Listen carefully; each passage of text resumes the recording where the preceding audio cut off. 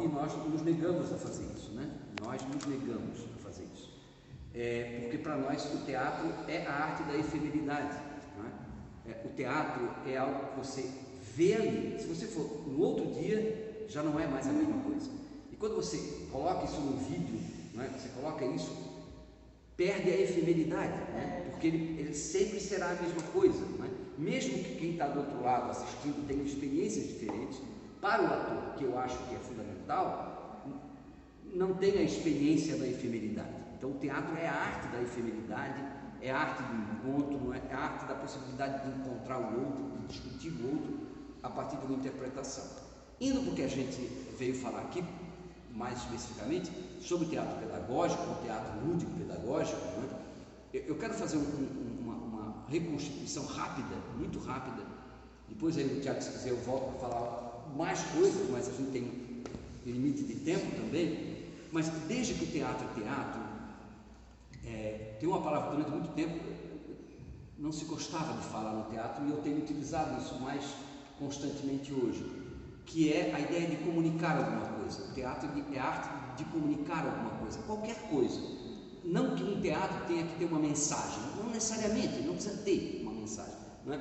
Mas ele precisa comunicar. E quando eu falo isso, eu remonto à humanidade, né? Os primeiros homens, né, os primeiros seres humanos, os primeiros sapiens, eles vão se comunicar através do gesto, não é? Como eles não conseguiam estabelecer relações através da palavra, né, eles estabeleciam através dos gestos. O gesto de se posicionar para uma luta é uma ação teatral, não é? O gesto de se posicionar de um homem, se posicionar na frente de uma mulher e tentar encantá-la para a apropriação é uma ação, não é? De dançar em torno de uma fogueira para agradar os deuses é uma ação teatral, né? Então, desde que o homem é homem, ele usa a ação teatral para se comunicar, não é? Quando a gente vai para o teatro grego, isso é mais evidente ainda. O teatro grego, a diferença é que ele usou um texto escrito, não é? É a primeira vez, porque a gente diz que o teatro nasceu na Grécia. Eu nunca gosto disso, o teatro nasceu desde que o homem é homem, né? Mas a primeira vez que teve um texto escrito é realmente a Grécia, não há dúvida disso. Tanto que na Grécia os poetas, ou seja, aqueles que escreviam, tinham muito mais valor na sociedade do que os pintores, os escultores, não é? Porque eram os que escreviam, usavam a mente para escrever, não é? E também no teatro grego há uma ideia pedagógica, não é? Eu cito como exemplo sempre uma peça muito importante chamada Antígona, quando a Antígona perde o irmão numa batalha e o rei não aceita que ele seja enterrado, não é? E ela então começa um discurso pedagógico dizendo a importância de enterrar alguém, do ritual do enterramento, do ritual do luto, não é? E mesmo assim o rei não se convence, e a Antígona começa a vociferar contra os deuses. Por que vocês, deuses, não me protegem? Por que vocês não fazem que as pessoas entendam o que eu estou dizendo? Veja, é uma ação de comunicação, não é? Mesmo assim os deuses não dão cabimento a ela, e ela decide ser enterrada junto com o irmão viva, não é?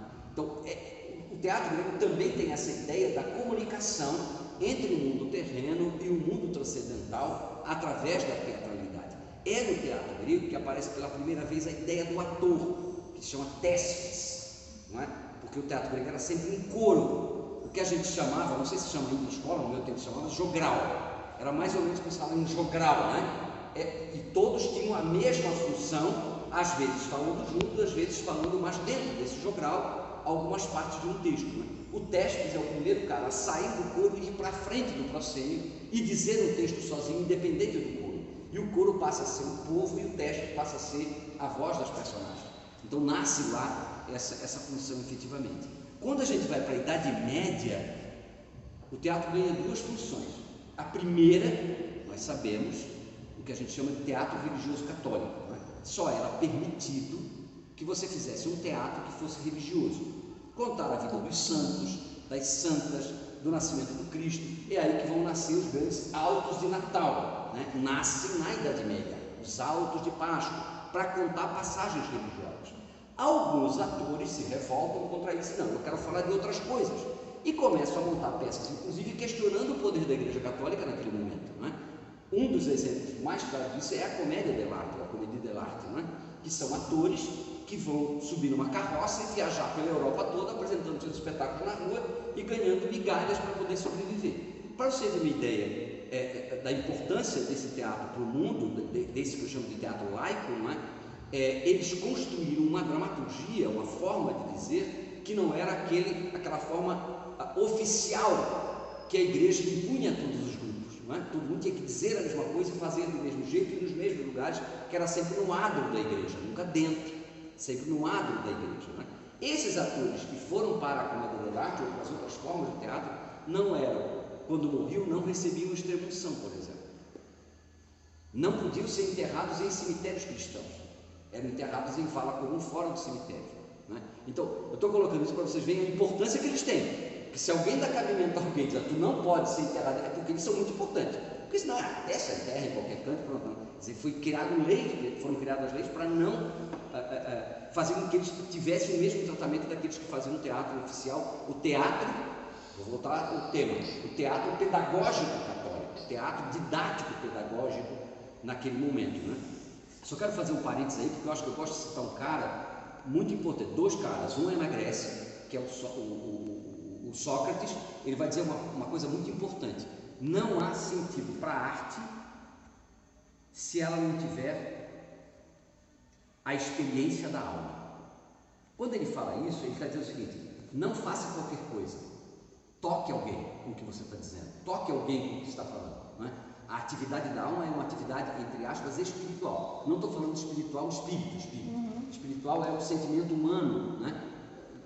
Das sensações.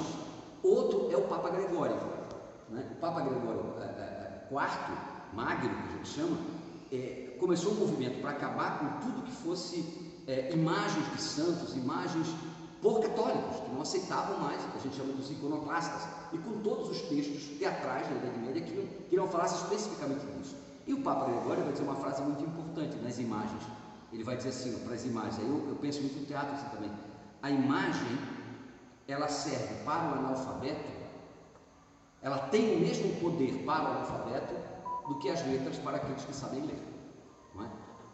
Por isso que as capas de cordel sempre tiveram capas muito explicativas, porque as pessoas que compravam o cordel, por exemplo, não sabiam ler, elas compravam por causa do desenho que estava lá na capa. É uma briga, vou comprar porque é uma briga, elas não sabem ler. Fazer leitura da imagem. Leitura de imagem, não é?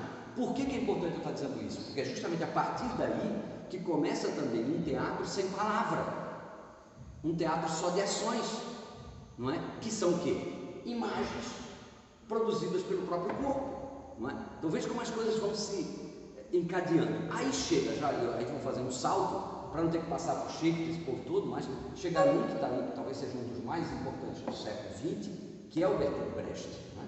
O Brecht vai criar o que a gente chama de teatro didático. Esse é um nome que ele dá, teatro didático.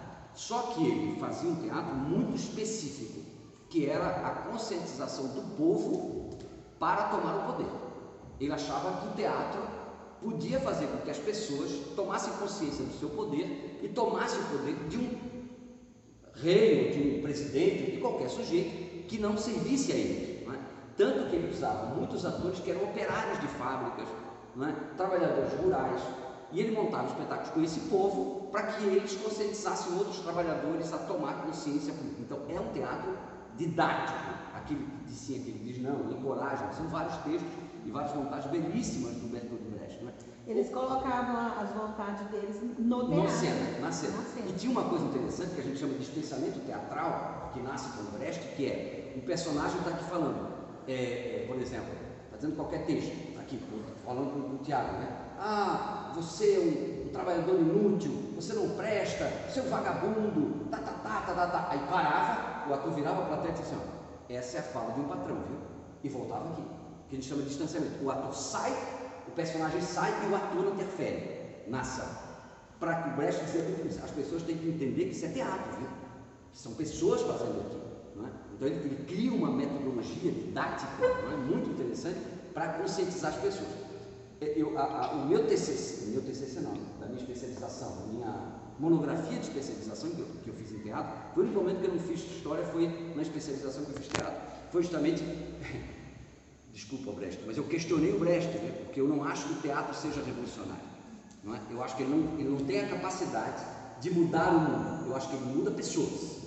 Ele pode mudar pessoas e determinadas pessoas. Por exemplo, um espetáculo, vou pegar o Condenados como exemplo. Vocês assistem, talvez toque você, mas não toque ela. Talvez toque você, não toque você. Quer dizer, então é uma experiência também muito individual, o teatro, né? Como as artes como um todo. Filmes que a gente vê, todo mundo diz, que filme lindo, a gente vê, coisa chata isso. Quer dizer, então assim, a arte é muito flexível, não é? Ela tem uma flexibilidade na sensação do outro. Por isso que eu questionei o Brecht na minha monografia.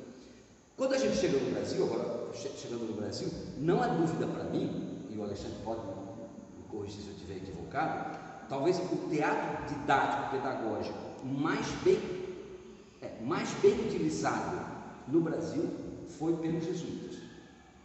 O Anchieta, quando chega aqui, ele percebe que não havia possibilidade de ele convencer os indígenas, os autóctones, de que a visão católica era a melhor do que a deles. Não tinha jeito. O que ele foi fazer? Teatro, né? Ele montava peças de teatro com os indígenas, que já eram catequizados, e isso foi uma corrente que foi aumentando dentro das missões. É tão importante o teatro jesuítico, sobretudo o Anchieta, que ele tem um compêndio de textos feito para isso, não é? O Alto da Barca do Inferno, são vários textos dele, e depois o Gil Vicente vai fazer em Portugal, quer dizer, são vários textos pensados como didático, como convencer o outro de que a minha ideia é melhor do que a dele, utilizando personagens para fazer isso. Então o teatro jesuítico foi muito competente, não é? No que ele fazia. E outro que eu acho muito importante, que eu vou fazer uma pequena digressão aqui para depois citar, quando eu chegar na base, na BNCC, não é? Da Base Nacional Comum Curricular, que é o Boal, não é? Com o teatro do oprimido. O que o teatro do oprimido era para o Boal? Era a possibilidade de você agir efetivamente numa ação específica que incomoda alguém naquele lugar. Então as peças de Boal, por exemplo, nunca tinham teatros, mas ele gostava de montar na rua. Então nós aqui somos atores e atrizes, nós nos preparamos para uma ação e vamos para a rua. E lá a gente vê o que acontece. E vamos questionar as pessoas, e vamos brigar com as pessoas, a gente sai na porrada mesmo as pessoas, com os atores, né? Então era uma provocação para que as pessoas saíssem da sua zona de conforto, entendessem os reais problemas que elas passavam através do teatro. Então o Boal acho que cumpre muito bem essa função, não é? Tem uma coisa que eu quero falar para vocês, que é para problematizar, um termo, a gente já sabe essa minha opinião, não é? Eu acho que se usa muito equivocadamente dois termos. Por exemplo, uma professora, certo? Vai montar uma ação qualquer com os seus alunos, independente da idade, na escola, certo? Para mim, o nome disso é teatro da escola e não na escola. Para mim, teatro na escola é quando um grupo de teatro vem de fora e se apresenta na escola. Isso é teatro na escola. Quando é produzido pelos professores e pelo corpo daquela instituição, daquela instituição de ensino, para mim é teatro daquele lugar, daquela experiência, daquelas pessoas, daqueles alunos, daqueles técnicos que trabalham lá, daqueles funcionários, das merendeiras, é daquele povo que vive ali. Então, para mim, isso se chama teatro da escola e não teatro na escola. É uma polêmica, mas eu gosto de criar problemas, né? Quando a gente pensa nesse teatro na escola, eu sempre penso, não sei se vocês já ouviram falar, o Alexandre já conversou bastante sobre isso, que é uma autora americana que morreu com 88 anos de idade, bem velhinha já e ainda produzindo muito, chamada Viola Spolin, não é? O nome original seria Viola, não é? Spolin, mas a gente abrasileira para Viola Spolin. A Viola Spolin, ela escreveu um livro chamado Improvisação para o Teatro, não é? Esse livro, ele é tão importante para a educação, para mim é um dos livros mais importantes para a educação. Eu acho que toda escola, diz para a secretária de educação, que as escolas têm que ter os professores, não professores de teatro, todos os professores lerem o livro dela, porque ali ela nos diz muitas coisas importantes, não é? A Viola Spolin, ela diz o seguinte: primeiro, o teatro é experiência, certo? Esse teatro da escola, estou falando desse teatro específico agora, é experiência, viver a experiência, e ela faz o seguinte: olha, você consegue fazer com que a criança, independente da idade, vivencie uma experiência no que ela chama de jogos teatrais. Então são jogos que ela propõe para você fazer com os alunos, certo? E aí já vou antecipar uma discussão que eu queria fazer, que é o seguinte: eu já dei várias palestras sobre isso, já falo com muita gente, e muitos professores já me dizem: Lorival, estás falando disso, mas eu nunca fiz teatro na vida, eu não sei fazer teatro, eu nunca fui. Tem professores que dizem: eu nunca assisti uma peça de teatro na minha vida, como é que eu vou fazer? Eu disse assim: eu não estou querendo que vocês formem atores profissionais, e nem quero que vocês sejam diretores profissionais. Uma coisa é certa: se vocês são professores e professoras, vocês estão aqui porque vocês têm uma certa experiência de vida, que é muito importante, uma experiência de vida, uma experiência de conhecimentos acumulados ao longo da vida, e sobretudo, o que eu acho mais importante nesse caso dos jogos teatrais, vocês devem ser excelentes mediadores de conflito. Se o professor não conseguir mediar conflito, estou falando de conflito porrada não, qualquer tipo de conflito. Porque assim, todo você está na condição de professor já, ele tem várias experiências acumuladas, né, uma cultura, um capital cultural, e ele é sobretudo um mediador de conflitos, né? Se o professor não conseguir ser o mediador de conflitos, a escola não é o melhor lugar para ele. Com certeza. Porque ali é um lugar de conflitos, né?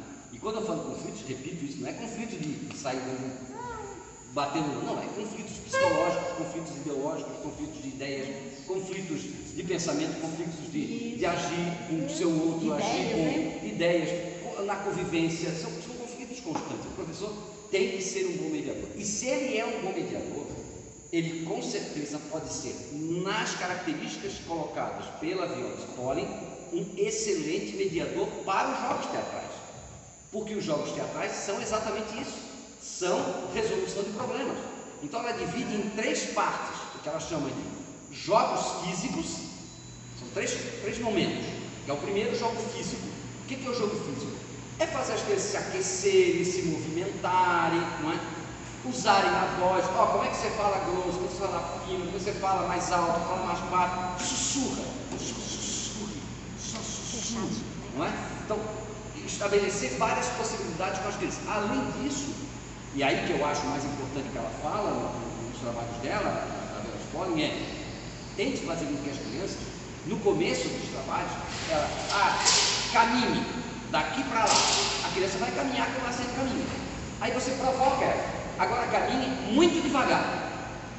E ela caminha, ela já sai do lugar dela, ela já tem uma outra experiência no caminhar. Agora caminhe de costas.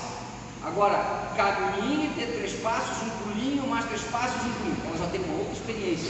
Então, os jogos de aquecimento, que eles chamam de jogos físicos, ela tem que proporcionar a essa criança outras possibilidades que não o cotidiano que ela vive.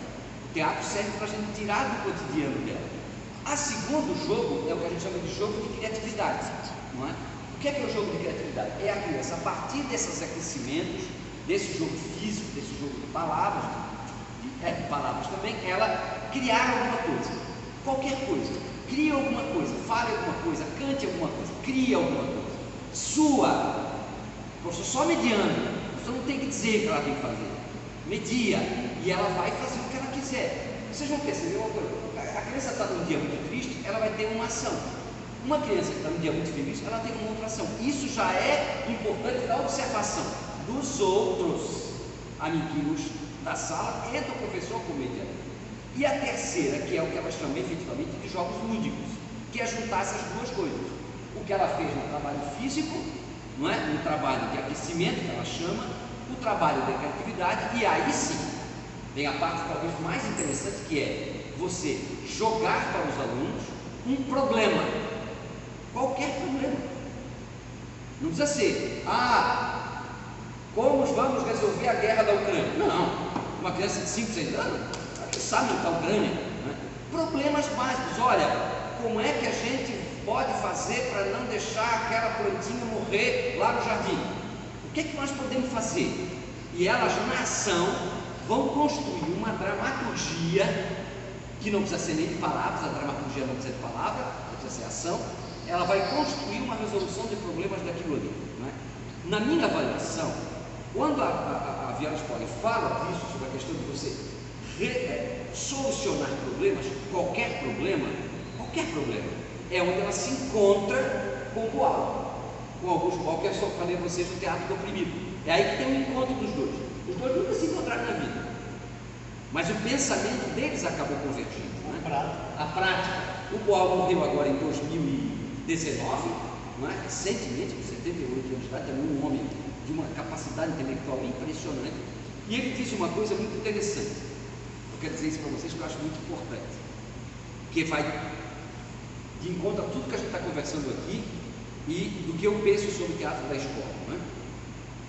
O Boal diz o seguinte: olha, teatro, independente de onde ele seja, por isso que nunca é teatrinho, é sempre teatro, independente de onde ele seja, não é buscar, estou pegando a palavra dele, buscar as vivências e problemáticas dos próprios alunos. A Viola Spoli, ela não fala isso, ela fala de qualquer problema. Ele não. Ele diz: se você não partir dos problemas deles, eles não vão compreender. Que seja externo aí. O que é um problema para eles? E aí vem de novo o professor mediador. Conversar, discutir, fazer uma roda. O que é para vocês? O que incomoda vocês? O que não é bom para vocês? Um problema, resolver um problema. E aí vem para mim a frase mais importante do Boal, quando ele diz: todos os seres humanos são atores, porque agem, e todo ser humano é espectador, porque observa.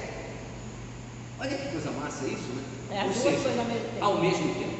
Ou seja, os nossos alunos, os alunos de vocês, eles são atores porque eles agem, e ao mesmo tempo eles são espectadores porque eles observam a eles, observam a família, observam os abusos, observam os amiguinhos na hora do recreio, porque eles estão sempre observando. Então o Boal propõe juntar essas duas coisas.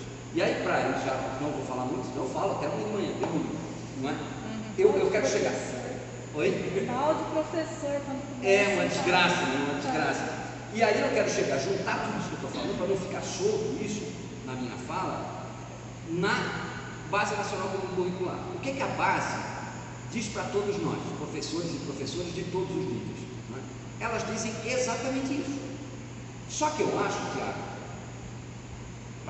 sendo muito sincero a vocês, eu não participei da discussão da base, não entrei nessa discussão, mas eu acho que tem uma coisa, por isso que eu quero comentar isso com vocês, que eu acho que em determinadas questões não é viável, na minha avaliação, não é execuível, sabe?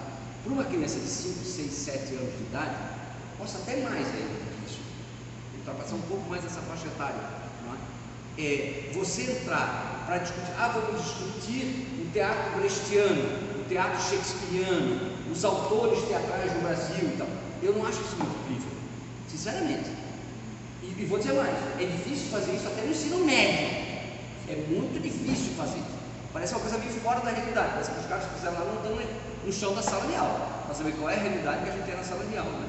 Mas eles propõem isso, na verdade. E eles dizem o seguinte: olha, existem várias formas possíveis de fazer teatro. O teatro romântico, o teatro do absurdo, o teatro realista, o teatro... São várias possibilidades. Também não acho incrível que as crianças tenham... Assim, isso elas vão ter depois na vida. E mais do que isso, gente, volto a dizer o que eu falei no início, nós na escola, eu estou falando inclusive na escola, ensino, educação infantil, fundamental 1, 2 e médio, nós não estamos formando atores, nós estamos formando cidadãos. É uma outra conversa. Não precisa saber tudo isso. Eu digo para os alunos da universidade, eu dou história da arte, vocês não vão sair daqui historiadores da arte, não. Vocês não vão sair. Querem fazer, vão fazer uma faculdade de história da arte. Aqui é uma disciplina, só como todas as outras são disciplinas. Né? Mas aí eu trago da base algumas coisas que me interessam. Então. Veja. Espera aí, só um minutinho. Algumas reflexões que eu acho importantes. Né? Eu tenho defendido muito que as crianças e os adolescentes, quando não são tolhidos pela família e por nós professores, porque nós também somos muito terríveis, a gente acaba tolhindo muito ao longo da nossa vida. Eu sei disso porque já fui professor de educação infantil. Eu sei as bobagens que eu fiz quando fui professor, né? Hoje eu faço uma autocrítica disso, né? Uma autocrítica. Mas assim, então eu posso falar isso porque eu já passei por essa experiência, né? Eu acho que a gente pode lançar mão de outras experiências para as crianças, sabe? Por exemplo, colocar uma música. Talvez vocês já façam isso, eu estou dizendo bobagem, mas colocar uma música qualquer. Elas ouvem aqui.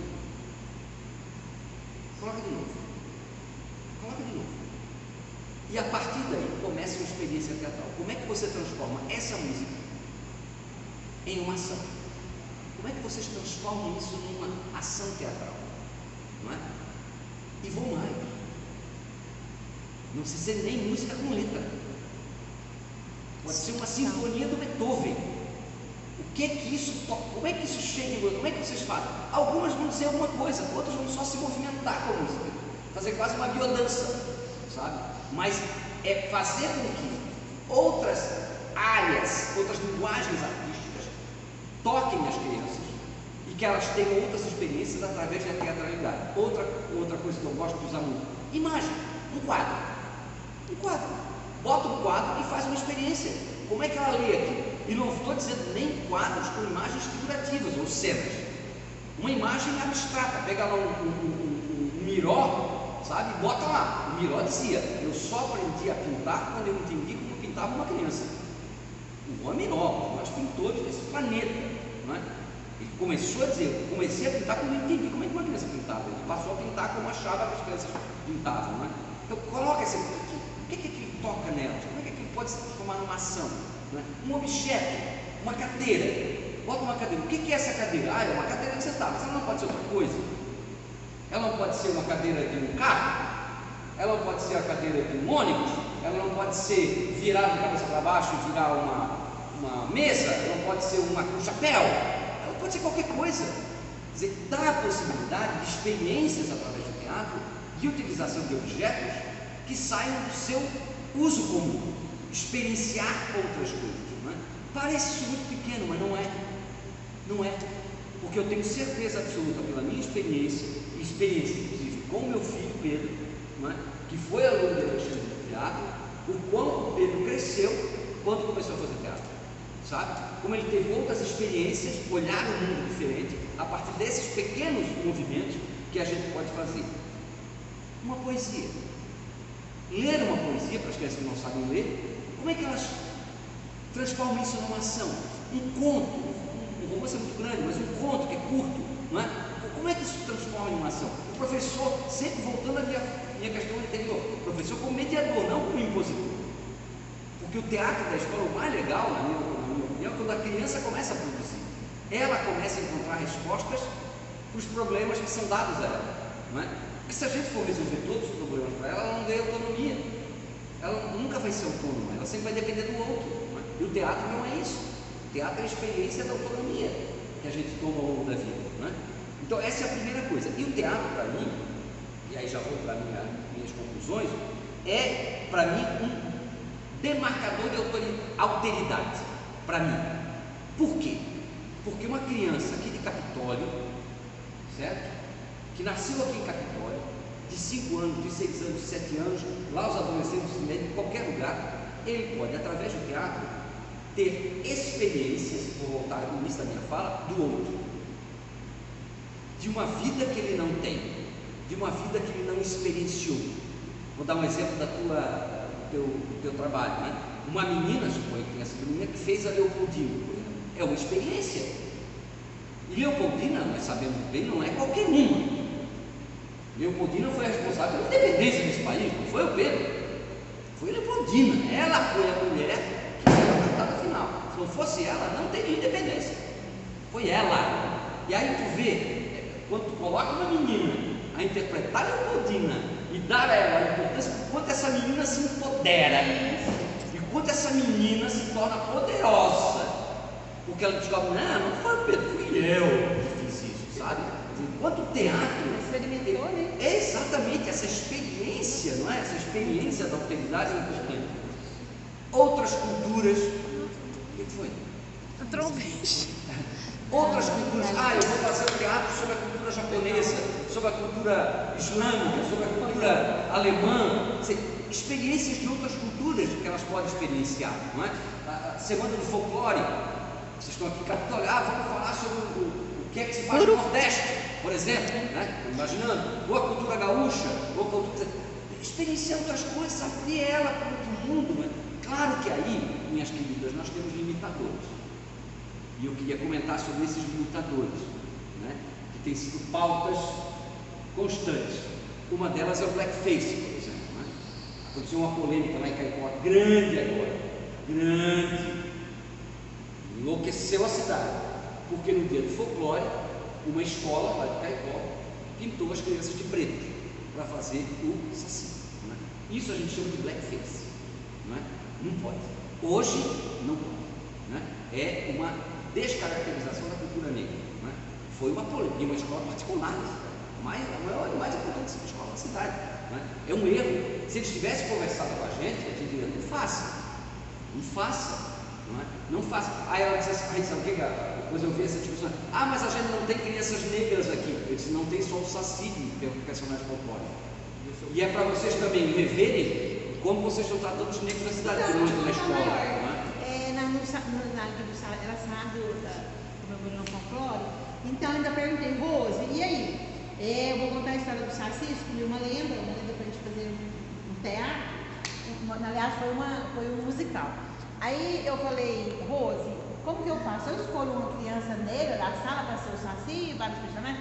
Não, né, Isabel? O que nós temos que fazer? Você caracteriza todos os alunos de Saci. Então, eu estou te contando porque... E eles vão fazer a dancinha. Tinha uma musiquinha, o Saci, a musiquinha bonitinha do Saci, que eu vi na... Mas não maquiar eles, ia pôr só o... Eles puseram mas puseram o capuz vermelho. Aí sim, não foi blackface.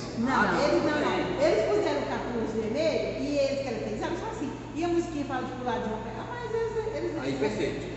Não vejo problema. Não, pinta a criança de preto. Ou escolher um preto para ser o Saci. Não vejo problema. Não tem problema, não? Eu já achava eu acho que a discussão discussão é justamente essa. Entendi. Personagens negros interpretados por negros. Entendi. Não há problema. Não vejo nenhum problema nisso. É a cor da pedra real. É real.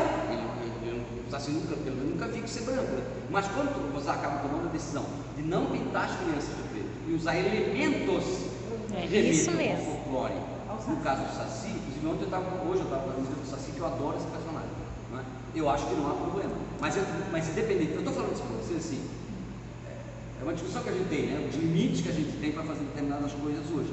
Isso pode causar processos gigantescos para a escola. Se você pinta crianças de preto, por exemplo, para fazer o Saci, dá processo. Porque nós temos agora vendo o Dia da Consciência Negra, né?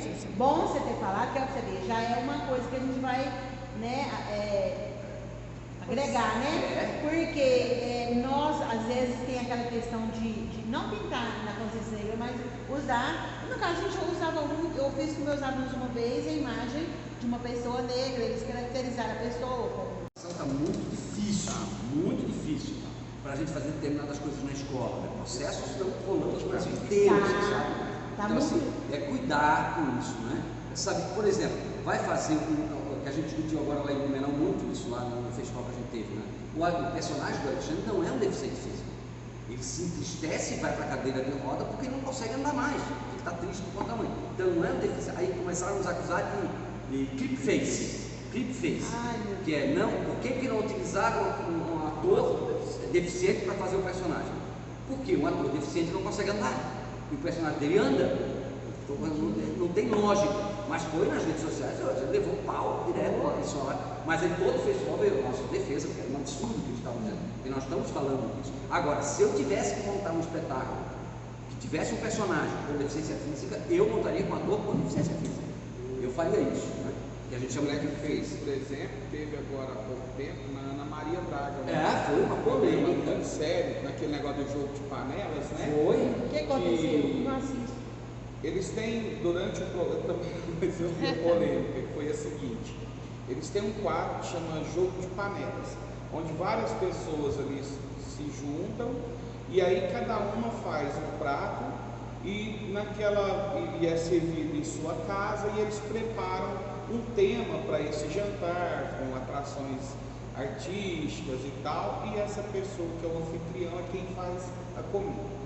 E esse cara quis fazer alguma coisa relacionada à África e tal, e ele usou do blackface, ele se pintou de preto para meio que ficar caracterizado e ficar mais inserido. E deu o maior problema, porque é justamente isso, né? Essa apropriação. Foi uma polêmica. Se ele fosse negro, um anfitrião negro não daria. Não, aí a Ana Maria Braga teve que interromper, fazer formal de desculpas na Globo. O rapaz que fez eu não sabia isso daí, sabia, Rose? Isso é desde o começo. Eu acho assim que existem limites para as coisas, né? Eu acho que a gente tem que, eu acho que é importante até falar com a Secretaria de Educação daqui, fazer um curso sobre isso, sabe? Discutir sobre isso, trazer especialistas sobre isso, para que a gente não incorra mais. Quando eu falo a vocês que eu já fui professor de educação infantil e de Fundamental 1 e 2 e de médio, passei toda a minha carreira acadêmica, desde lá até chegar na universidade. Então tenho essa experiência e eu sei hoje, olhando o passado, que eu fiz coisas que eu não faria hoje, em hipótese alguma, não faria. Mas na época eu fiz, não vou negar que eu fiz, quer dizer. Então é importante, porque hoje a pauta é muito séria. Professores lá do Rio Grande do Norte são processados por causa disso, por conta dessas. Eu não gosto muito do termo de apropriação, sabe? Eles estão usando porque eu acho uma bobagem também, né? Mas assim, porque teve aquela polêmica da menina, não sei se vocês acompanharam, que estava uma menina branca com um turbante no ônibus, né? E uma menina negra chegou e desceu o cacete nela.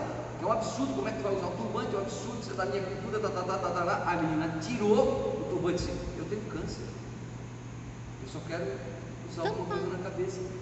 E aí eu fui numa discussão com os meus alunos, que teve essa polêmica na sala de aula, eu entrei em conflito com uma professora da Universidade de Tocantins, que defendeu essa menina negra, e eu disse: olha, há limites também para isso, porque os negros não podem, por mais que eu seja professor de História da África, e é por isso que eu falo, né? Os negros não podem se arrogar o direito de dizer a cultura se propaga, não? O turbante é da cultura árabe. Foram os árabes que levaram para a África. E até... Aí eu disse: se vocês estão falando de apropriação cultural, vocês também fizeram apropriação cultural dos árabes. Gente, e até assim, que cultura, ela é propagada. Exatamente. E eu acho que a cultura boa pode ser apropriada, Eu também. sim. Muita gente que usa turbante, eu acho massa. Eu acho que às vezes serve mais como uma difusão do que uma apropriação. Exatamente. Divulgando. Mas eu acho assim, mas eu quero voltar na questão da escola, porque eu acho assim, tem uma coisa importante. Quando tanto a Viola Spoli quanto o Boal falam da experiência, aí veja, o que eu quero chamar a atenção, que eu acho que quando você leva o teatro da escola, faz o teatro da escola, essa é a minha avaliação, né? Esses erros que nós ainda cometemos não acontecem. Por quê? Porque se uma montagem teatral feita com crianças a partir da experiência delas, isso não vai aparecer, se não for a experiência delas. Por isso que eu digo que o professor é um mediador. Ele media aquele grupo de crianças, de 10, 15, 20, aquele grupo. Qual é a experiência delas? Tem negros, vai ter um tipo de experiência. Vai ter cadeirantes, vai ter um tipo de experiência. São só crianças brancas, vai ter outro tipo de experiência. Então, você se colocar diante dessas crianças, entender a realidade delas, a experiência vivencial delas, eu tenho plena convicção que nós não incorreremos em erros. Porque elas mesmas vão ser, eu quero ser fulano, exatamente, se incorrermos, é uma discussão feita na sala de aula por aquelas crianças que vão ter um empoderamento da discussão. Eu quis fazer e pronto. Não foi a professora que mandou fazer, eu quis fazer, entende? Aí é uma outra conversa, sabe? Por isso que o professor tem que ser um bom mediador nessa situação. Outra coisa que eu quero dizer para terminar eu acredito muito que o teatro tem um papel de quebrar muitos preconceitos e estereótipos, sabe assim? Ele tem esse papel muito importante de criar preconceito, né? E eu quero dizer uma coisa assim para vocês. A gente tem muita vontade, né? Os atores interpretam, né? Não sei o quê, Claro que vocês trabalham com crianças muito jovens, né? Mas eu acho que vocês podem repassar isso para elas também e para outras crianças de outras idades, né? No teatro, isso nós passamos por uma experiência agora, eu e Alexandre, com os nossos filhos, né? Não, com Pedro e com Camilo. No teatro, não precisa ser só ator e atriz. Para uma montagem, uma experiência teatral, alguma criança lá, por exemplo, gosta de música, por exemplo. Por que ela não pode ajudar na trilha sonora? Escutar a música e dizer, eu acho que essa música combina isso. A outra criança não gosta disso, mas ela tem uma mãe em casa que é costureira e que ela gosta também de costura.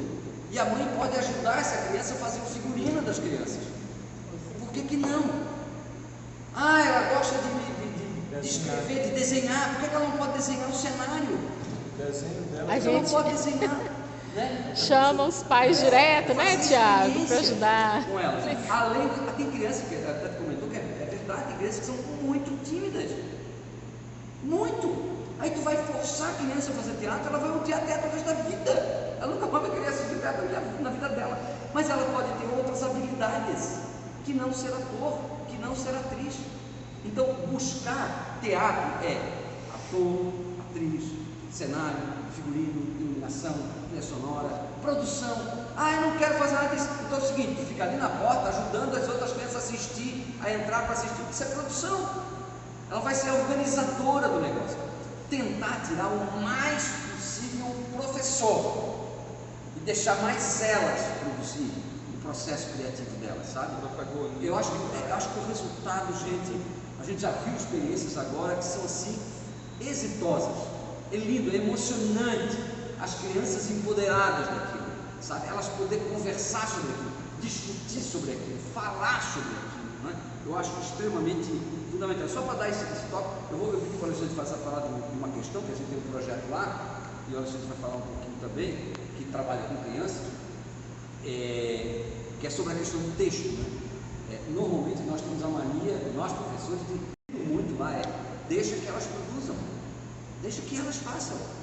Você media só, não escreva para elas, elas escrevem. Mas as minhas crianças não sabem escrever ainda. Deixa elas falarem, você escreve. Você é apenas um redator e não o escritor. É o escriba. Sai do oral para a escrita porque é preciso ter escrita em alguns casos. Às vezes nem precisa também. Se elas dominarem aquilo que elas vão falar, não precisa nem escrever, não. É conversa. Antes a gente achava que dramaturgia era só texto. Dramaturgia é toda ação. Dança, que não tem fala, tem dramaturgia. Então, eu uso muito na sala de aula. Outro dia, duas menininhas minhas pegou um livro lá que, para ler, elas não faziam todo dia, mas não lê, né? Mas elas amaram, que elas, tia, amanhã eu posso falar para a turma, tia, amanhã eu posso ler de novo o livro um livro de literatura que estava na sala lá, é da sacolinha da mulher gritadeira. Aí os meninos, você vê elas contar a história do início ao fim, passando as páginas do livro, duas menininhas, uma falava uma página, falava outra. Isso! Gente, eu fiquei assim, né? Porque elas contando a história e elas imitando a personagem. Olha, gritadeira! Elas falavam imitando o personagem. Gente, eu acho fácil. Isso não é transformar literatura em teatro? O meu neto, por exemplo, tem um neto de 3 anos, ele tem um livro que eu dei para ele que ele ama. Aí quando eu fui visitá-lo agora, depois da polícia, fiquei quase 3 anos sem vê-lo, né? Fui visitar ele começou a contar a historinha. Aí eu disse, peraí, vou fazer diferente. Eu vou tapar isso aqui e tu vai me contar pelo que está na imagem. Ele contou toda a história, os nomes das personagens, tudo. Eu dizia para minha filha assim, eu já estou fazendo teatro sobre isso. Então esse é o tipo de experiência que vai. Aí é legal, né? Essa experiência que é a criatividade que eles usam, né? Eles usam muita criatividade. Aí fica no pensamento, agora vamos fazer isso, agora vamos fazer. Qual é a roupa? Qual a roupa a gente vai usar? Qual a música? Tem uma música que a gente possa ter aqui? Mas não tem ninguém. Convida alguém da escola, algum professor que sabe de música para ajudar. Quer dizer, então assim, eu acho que a gente pode criar um coletivo de arte em cada escola, sabe? E essas crianças vão sair empoderadas também da música, né? A trilha sonora, ela vai além. São sons, né, que aparecem ali. Isso ele pode estar fazendo as onomatopeias. Exatamente. Ele pode estar reproduzindo os sons ali, trazendo isso, vamos supor. O menino estava caminhando, de repente ele viu uma cobra, ele está lá de trás, bateu na porta, aí o outro vai lá. Porque aí você às vezes insere aqueles que são um pouquinho mais tímidos, não querem estar à frente, e eles vão se Você está borbulhando aí, eu também estou. Eu acho que a partir do momento que você gera esse sentimento de pertencimento das crianças, não, isso é bacana, no tem vergonha. Ela perde a vergonha. E quando as crianças tomarem as rédeas, né, igual a gente fala, né, vocês só mediar ali, e eles acham o máximo e saem coisas que Deus duvida, né? Se empoderam, né? Eles gostam desse empoderamento. Vamos deixar. E aí, só para encerrar, tem duas coisas que eu acho muito importantes. Voltar uma frase, né, do Boal: todo ser humano é ator porque age, todo ser humano é espectador porque observa. Todas as crianças são exatamente isso, todos nós somos isso também. E para encerrar, eu digo uma coisa sempre, em todas as nossas falas, né? Tem duas coisas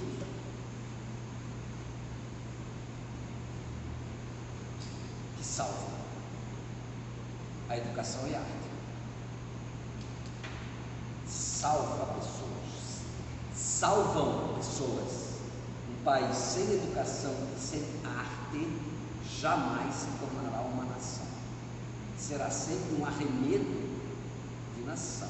Muito bom te ouvir isso, mas muito entristecedor, sabe por quê? Não é o que os nossos governantes pensam. Infelizmente. Mas sabe o que é? Nós temos um lema na nossa companhia que é resistência. Nós vamos resistir, fazendo as duas coisas: educação e arte. Educação e arte. Não é asfalto que salva pessoas, não é. Eu disse para o prefeito da minha cidade, lá em Itajaí, eu sou de Santa Catarina, né? Eu moro no Norte, Rio Grande do Norte há 13 anos. Eu disse assim: prefeito, não é asfalto que vai salvar as pessoas dessa cidade, não. É arte, é educação de qualidade. E eu sempre gosto de colocar uma palavra, né? Não é educação pública, educação pública de qualidade. Só pública é muito pouco, né? É de qualidade, dar condições para o professor atuar, que as crianças atuem, que as crianças ajam, que os professores ajam, não é? E que a escola tenha autonomia, que as crianças tenham autonomia. Então, nós acreditamos que a arte salva e que a educação salva. Sem esses dois pilares, nunca seremos uma nação. Seremos sempre lambe-botas, sempre estaremos reféns, sempre de joelhos. As grandes nações do mundo fizeram isso, investiram em educação. E eu não estou falando nem de países de esquerda, de direita, azul, vermelho, eu tenho o maior exemplo que eu tenho é o Japão, gente. O país foi destruído por uma guerra, completamente. O povo ficou arrasado, a autoestima é zero, entendeu? O que é que eles investiram? Manutenção de práticas de cultura e tradição cultural e educação. Olha o que é o Japão hoje, Singapura, é impressionante. Quer dizer, então assim, vamos investir. Não é? Agora vou para o outro lado também, que é Cuba. Não é? Eu tive a minha companheira é formada em Cuba, né, em balé clássico. Não é? E eu fui lá, meu filho acabou de ir lá, o Pedro. Cuba tem milhões de problemas, milhões. Mas tem duas coisas que a gente tem que, olha, baixar a orelha. Há três, na verdade, três. Cultura, educação e saúde. Tem que baixar a orelha, porque é impressionante. Eu assisti uma criança de 7 anos de idade fazer um discurso sobre a história da América Latina, 7 anos. Eu dizia assim, eu vim daquela criança, meu Deus do céu, meus alunos da universidade não sabem 5% da saber direito. É chocante. A qualidade do ensino lá é surpreendente, não é realmente surpreendente. Então assim, se a gente investe nessas coisas, né, educação... E por que lá a educação é tão barata que... Tempo aí, né, para chegar aqui. E eu sou pedagogo, né, sou Alexandre Luiz, sou pedagogo, né, de formação. Estou na direção do Centro Cultural lá da cidade de Caicó. Sou ator da Trapear. Estou terminando agora uma pós-graduação em ensino de teatro no Instituto Federal do Rio Grande do Norte. Eu vou só pedir uma experiênciazinha aqui para a gente fazer, né, um exercício, só para vocês fecharem os olhos, né, e vocês pensarem assim como eram as aulas, né, de artes, de educação artística no tempo de vocês. Coloque desenho. Fecha os olhos aí, eu vou dar um tempo para vocês pensarem nisso. O que é que era? Porque depois vocês falam, né? O que acontecia, o que A educação artística era só desenhar no caderno sem pauta. Pois é. Então a sua educação artística era só desenhar? Era essa, não tinha nada. Na minha... Não, a minha até que eu tô pensando assim, do objeto, eu lembrei da minha professora no colégio, ela era uma velhinha, a dona Dorinha, você conhece, muito sábia, e ela pegava flores lá no jardim, punha lá, mas aí eu gostava de desenhar, aí eu até saía mais ou menos. Agora, eu tinha dó dos meninos que não gostavam, porque ela queria que desenhasse na perfeição dela. E eu falava assim, eu conseguia copiar um pouquinho que eu gosto até hoje de desenho. Mas na verdade era desenhos em folha, em caderno e nada mais além disso. Eu participei de teatro da escola em Belo Horizonte, que eu morei lá. Na época, acho que por isso que eu gosto tanto, mas depois eu não lembro mais assim de ter participado. Você também desenha? Infelizmente. Lembra muito desenho, depois é isso. Quando a gente pensa assim, as crianças, se a gente pensa nas brincadeiras, as crianças sem sala de aula, sem nada assim, né? Quando criança, né? O que a gente fazia? O faz de conta, né? Que a gente chamava, né? Brincar de casinha, né? Brincar de médico, né? Então assim. Isso fazia muito. Isso, né? Quando criança, né? Então todos temos essa questão do faz de Da conta. escola. Isso. Educação artística na minha época era tão temível, que eu sou péssima em desenho, e também trabalhava assim muito, mais muita coisa técnica. Cores, primária, secundária, babá, umas coisas assim meio que não era muito interessante para aluno, ninguém gostava. Mas tinha a parte também que gostava dos desenhistas da sala de aula, adorava aula de educação artística, desenhava e tal, né? Eu tive um outro professor, no caso não nem foi a Dorinha, foi em uma outra época. Mas as brincadeiras, né? Quando a criança está criando lá e tal, né? Tem um escritor que é o Peter Slater, que ele fala aí sobre o jogo dramático infantil, né? Ele já começa a organizar melhor essas questões, né? Que aí já vem do drama, né? Dramático, vem da Grécia, toda essa história aí que o Lorival falou, que é o teatro como uma convenção, né? Uma criação humana que a Grécia organizou lá do direitinho, então o drama que é a ação. Então o Peter Slater começou a organizar isso, né? Na questão das atividades, né? De como trabalhar, como trazer esse faz de conta, né? Transformar em jogo dramático e aí virar essa convenção que é o teatro. Quando os professores começam também a organizar, né? O texto, né? Não tem o texto, mas a fala, os comandos, né? Eles, fala mais alto, não fica muito de costas, né? Começa a se organizar. E quando a gente fala nessa questão do teatro, assim, por isso que esse teatro organizado não é mais esse faz de conta, né? Já tem mais essa questão aí. E juntando tudo aquilo que foi falado, como tem a inclusão, né? A questão da inclusão que é tão difícil hoje a gente ter que trabalhar na sala de aula, algo que ainda não foi, a gente se depara muitas vezes na sala de aula sem saber como trabalhar com aquele aluno, né? Que tem, né? Essa questão da inclusão, e o teatro ele inclui pela própria experiência, né? Desse jogo.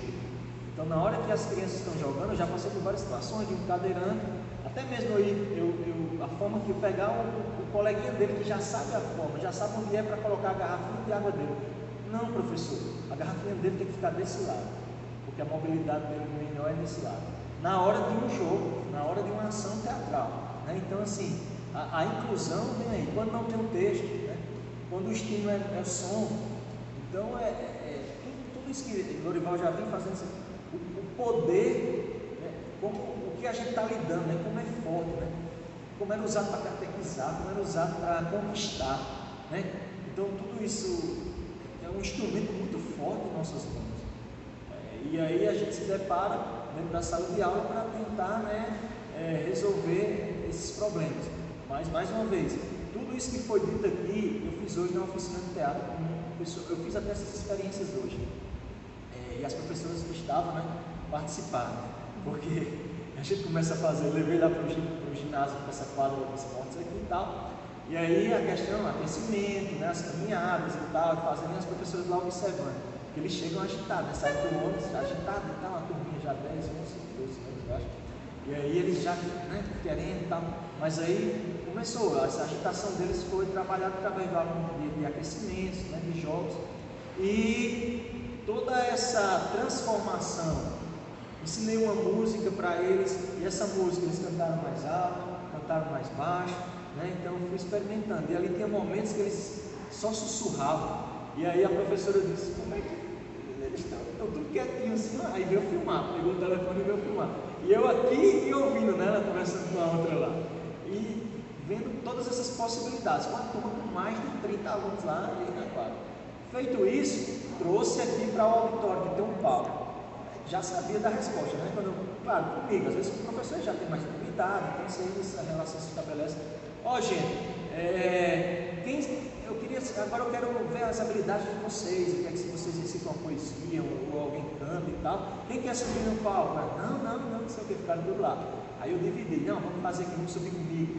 Então, subi com eles, aí comecei, a musiquinha que a gente já tinha treinado lá, e as ações que a gente tinha treinado na hora do movimento, na hora da brincadeira, essa brincadeira, o Faz de Conta lá se transformou num jogo que o Peter Slade organizou, que a Viola já também trabalha com isso, dos lugares, o onde, né, como, né, então trouxe toda essa bolinha de lá, coloquei ali, e lembra da musiquinha que a gente aprendeu lá? Vamos cantar aqui no palco comigo, mas vamos dividir, porque também a gente tem que ter plateia, a gente tem que ter quem veja, quem assista, né? Nem todo mundo que é, não é todo mundo que é artista. Agora essa metade aqui vão ser os artistas, né? E vocês vão assistir.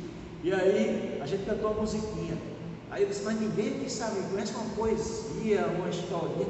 Professor, eu sei uma, da Estrelinha. Opa, já tem aqui. Alguma musiquinha que vocês querem cantar, vocês cantam na escola?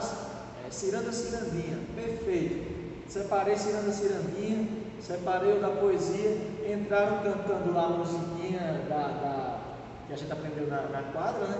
E aí começou a ter a ciranda lá, e na hora da ciranda baixou, o poeta surgiu. Perfeito, isso aí o pessoal bate palma, né? Mas, pessoal, que legal, já dá para fazer uma apresentação. Isso aqui a gente bota uma peruca, bota uma roupa, a gente já vai para a rua. Mas aí os outros que estavam sentados começaram, professor, eu sei isso, professor, eu quero cantar. Já era gente demais que era cantar, você não queria nem subir no palco. Aí eu disse, não, mas depois vai ser a vez de vocês. E tudo isso acontecendo, dinâmica assim deles, eu não fiz nada. E aí agora, peraí, eu preciso sentar para assistir, porque eu estou aqui, né? Alguém poderia apresentar, veja que vocês estão apresentando, eu fazia, agora senhoras e senhores, meninos e meninas, com vocês, a escola. Aí eles gritavam o nome da escola e entravam fazendo a cena lá que a gente criou. E aí eu disse, vou apresentar.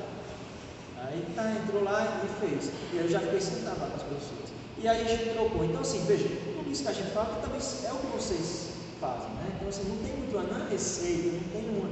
É só uma questão de organizar mesmo, né? E a gente. Que é possível fazer. Quando o Orival falou da questão, eu tenho colocado aqui, da questão dos estímulos, né? Trabalhar com os estímulos, a poesia, a música, as imagens, algumas coisas eu gosto de fazer, por exemplo, como é que você vai conhecer um pintor? Às vezes para dar uma aula, né, falando aquela coisa do pintor, mostrar um slide, não, pega uma imagem, já fiz uma dinâmica com crianças de Portinari, ele tem uma coleção, ele tem várias obras em relação à infância, né? A infância. Então assim, vamos transformar essas imagens aqui imagens do nosso corpo. Como é que eu posso pegar aqui, dividir em grupos, e esse grupo vai fazer essa imagem aqui, eu vou ser o cavalo, eu vou ser o circo, eu vou ser o palhaço que está dentro desse circo, ele já imagina, né? O circo está fechado, eu vou ser o palhaço, está lá dentro, pronto. Então assim, aí eles criam através daquela imagem, então eles, uma aula de teatro que eles estavam conhecendo obras do Cândido Portinari, sabe? Eu não precisei muito falar muito sobre, sabe? Eu trouxe a imagem lá, não queria entrar muito em detalhe, porque aos poucos a gente vai conquistando, né? Então, assim, a própria poesia, né, também, isso é muito forte, e as crianças trabalham, eu sei que o professor já tem muita essa atividade, né, com poesias, então, assim, a gente criou esse projeto lá em Caicó muito baseado nas nossas experiências, quando a gente pegou cidades próximas à nossa cidade, que não tem estrutura também, não tem teatro, não tem estrutura, e as escolas ainda um pouco mais, né, que a gente às vezes esbarra muito na questão do material, às vezes tem demais e a gente não sabe trabalhar, às vezes tem de menos, às vezes não tem espaço, às vezes não tem tudo, a gente não tem um palco, como é que eu vou fazer teatro se não tem um palco? O teatro eles viram lá no livro, que viu no livro um palco. Pode fazer nessa sala, pode fazer na praça da cidade, né? Pode fazer um teatro na praça da cidade, né? Na pracinha, na zona rural. Então assim, tudo isso a gente joga com essas possibilidades, né? São as mais diversas, e também parte da nossa criatividade. A questão do texto, né? Deles criarem um texto, porque conta a sua história. Então, quando uma criança numa zona rural começa a contar a história dela, do avô que acorda cedo para tirar o leite da vaca, eu digo, meu Deus do céu, é uma coisa assim que, sabe, a gente viaja, né? E dá um grande espetáculo. Então, esse projeto que a gente criou foi pensando nisso. O projeto que ele chama Trapear Semente. Criar grupos de teatro. Trapear Semente. Criar grupos de teatro em cidades, né, com jovens de 6 municípios lá próximo à nossa cidade, né, que também não tem estrutura. Tem vários relatos lá de professores, de profissionais que até trabalham com arte também, mas também ficaram desestimulados, né, não tem condições legais de trabalhar e tal. E a gente fez isso, a gente não quis impor, não quis chegar com texto, não quis chegar com Interessante nada. das favelas, né? Esse trabalho das favelas, né? Que pega muito com boal também, Nós temos uma que é dentro de um quilombo. dentro da comunidade quilombola, sabe? E as crianças lá dessa comunidade, é interessante dessas que eu nem falavam. A comunidade quilombola. No meio das outras, elas muito assim, baixas, cabeça baixa e tal. E aí aos pouquinhos jogando, então eu fiz uma atividade, fiquei muito feliz que eu voltei, né? Fiz uma atividade lá com nós, já vem trabalhando e tal, e a gente vê nesse poder da arte transformando, da arte, né, junto com a educação. E a gente não quis impor nada. Então, assim, a história, por exemplo, a comunidade lá, olha, gente, o texto vai ser a história de vocês. Vocês vão escolher uma lenda da cidade, uma história que aconteceu, alguma personalidade, o que é que vocês têm aqui, o que é que vocês produzem, vocês vão criar, e junto com o professor mediador, o arte educador, que a gente tem lá, né, vocês vão discutir com ele, depois vai passar para a gente e tal. E aí, tudo isso está sendo criado por eles, tá? Então, tem mais sentido, né? Até o nome do grupo eles o nome do grupo do teatro. Faz mais sentido, não faz? Então, assim, é muito mais a gente coloca esse significado, né? Ressignificar as coisas para ele. Né? Então, assim, então a gente vê tudo isso que foi falado aqui, né? A arte transformando vidas. E é interessante porque os pais, a família chega junto, né? Começa a chegar junto, né? Começa a ver outras possibilidades. Então já tem uma mãe que costura, que já vai costurar o figurino do filho, né?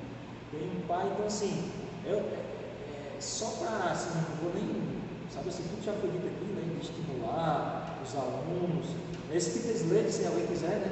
Eu considero que já referência dele, mas ele tem um livro que é o jogo dramático infantil, que já está até na internet, o FBPF, é muito. E aí é perfeito nisso, porque ele lida para essa idade, para a idade, por isso que quando, né, para a idade. Jogo dramático infantil. Jogo dramático. Como chamou, você falou? Peter Slade. Peter Slade. Ele traz isso da questão do faz de conta que vai se transformando nesse jogo. Vou só fazer uma intervenção, uma coisa que a gente sempre fala, né? A brincadeira para a criança é coisa séria. Pois é. A brincadeira é coisa séria. Sério. Realmente. Então, acho que, gente, tudo já foi dito aqui, né? Não tem muito que. O trapear semente, né? Trapear, nossa, eu acho que era para falar a questão do trapear, né? Que é uma árvore, né? A trapear é uma árvore, né? Lá da nossa região. Isso eu queria saber. Pois é, achei que Por que trapear? É uma árvore resistente, né? Nos anos de seca, ela fica acumulando água nas suas raízes, né? E vai armazenando para que, durante o período de seca, vai soltando aos pouquinhos e se mantém assim. Todas as árvores secam menos a trapear. Ela fica lá se mantendo verdinha, né? E tal, se envolve. Então, assim, essa energia, essa experiência, isso que a gente vê de uma árvore, né? Então a gente traz para nosso coletivo. E aí trouxe para esses jovens. Por isso semente, né? Porque a nossa ideia é plantar sementes, né? Plantar sementes. O projeto é semear, regar, que é cuidar desses grupos durante 6 meses e florescer, porque vai ser esse espetáculo deles que vai florescer. Eles vão criar esse espetáculo. Agora em outubro, cada grupo deles vai estrear o espetáculo criado por eles. A gente chega lá na oficina de teatro, assim, mediadores mesmo, é para estimular mesmo. Então, assim, é muito parecido com o que a gente fala aqui, porque vem de toda essa nossa construção, essa nossa experiência. Então, assim, a gente chega, as crianças estão lá, se reunindo e tal, eu vou dar uma oficina de jogos teatrais, brinco lá com eles. E você já pensaram no espetáculo? Já, tem um lá que vai falar sobre o fantasma da parede do açude, né, que é um reservatório d'água lá, que tem uma história do fantasma, que andava. Então eles criaram lá, então de repente, vamos fazer uma cena de improviso, eles já vinham criando. Por quê? Porque eles já escutaram o avô falar, eles já escutaram o pai e a mãe falar. Então o teatro já está nele. Aí é onde tem um significado, né? Os figurinos eles criaram com assistência Custódio lá foi, desenhou, então o menino que desenha, aí, sabe, já faz a roupa. Então, assim, isso é muito transformador. Acho que a escola que a gente quer é essa, né? A gente não quer. Então, da mesma forma que eu cheguei, conversei e tal, eu fiquei sentado assistindo. Quando eu disse assim, agora quem sobe é o outro grupo que estava assistindo, porque o outro grupo já sabia o que fazer. Sabe?